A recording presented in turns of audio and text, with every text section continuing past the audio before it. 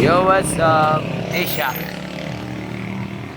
So, bali, itong aking engine support ay bumigay nung nag-Batangas. May crack na naman pala, yan. So, nakairam tayo welding. Ayan, na-welding ko siya. Ayan. Pang-uwi lang ba? So, nag-provide na ako ng isa stock. Kasi ganito siya eh, kaya bumigay siguro. Siyempre, ang biyahe, ang dinanas na itong motor ko eh, pagod talaga yan. Puro rides talaga. Tapos siyempre, matuling ka tapos may biglang bako, hindi mo expect. So, ganun siya. Kaya siguro bumigay. At ang disadvantage kasi din ng stock ay wala namang welding sa loob. Actually, wala talaga siya. Yan, winelding ko na lang to. So, walang welding dyan. Ito, wala ring welding, oh. Walang welding yan. Yun, wala ring welding. Ito yung nahugot eh. Yan, wala silang welding. So, dito lang yung welding nila. Tapos dito. So, yung mga loob na yan, wala namang welding yan eh. Kaya siguro marupok. Ay, wala namang welding, oh. Dito sa kabila, wala rin namang welding.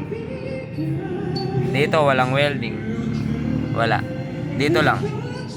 So, gumawa na akong bago ko.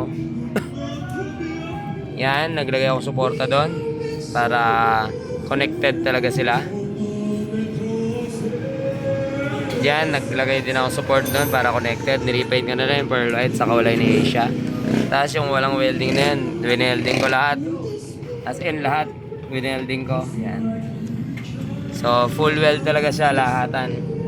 So, sure naman siguro na may welding na rin.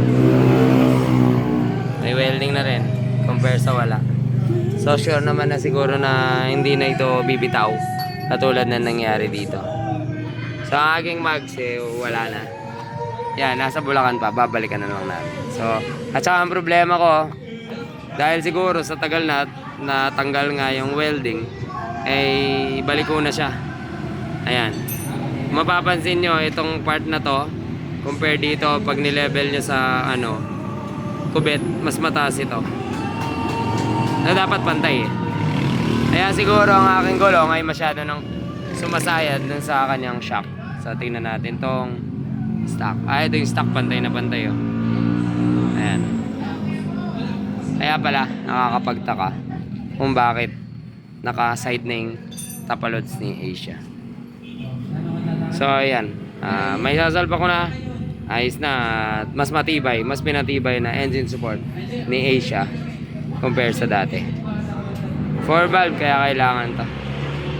Pero isa siguro sa nakapagpahina kasi malaki masyado. Pero mas okay kasi ang daling dukutin ng tambucho kapag ganito kalaki. So, tsaga na lang ako sa masikip. Salamat sa panonood at Genrix. Abang kayo sa mga panibagong rides namin. Next Friday is kasiguran daw. Pagod na motor, kargado.